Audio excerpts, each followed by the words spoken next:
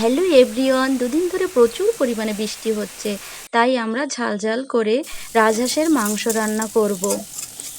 আলু ভালো করে ভাজি করে উঠিয়ে নিচ্ছি। এদিকে আমার লাগছে পেঁয়াজ কুচি, রসুন, আদা বাটা, জিরে বাটা, গরম মশলা বাটা এবং চুই ঝাল।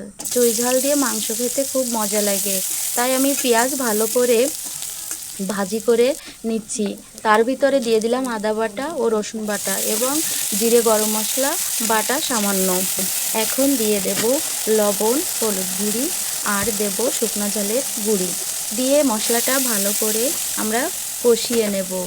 গ্রেভিটা যাতে অনেক সুন্দর হয়, তেলটা যেন ভেসে আসে।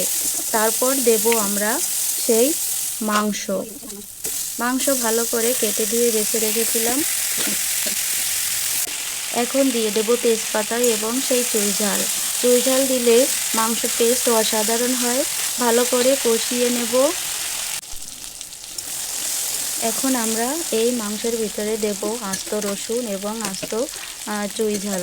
আলু দিয়ে আমরা ভালো করে আরও কিছু সময় কষিয়ে নেওয়ার পর দিয়ে দেব পর্যাপ্ত পরিমাণে জল দিয়ে এবার মাংসটাকে ভালো করে জাল দিয়ে রান্না করব। এদিকে একটি কথা না বললেই নয়, আমরা যারা ফেসবুক প্ল্যাটফর্মে কাজ করি তারা তাদের সামনে আসা ভিডিওগুলো টেনে না সরিয়ে দিয়ে একটা লাইক এবং একটা কমেন্ট করে তাদের সাহায্য করব।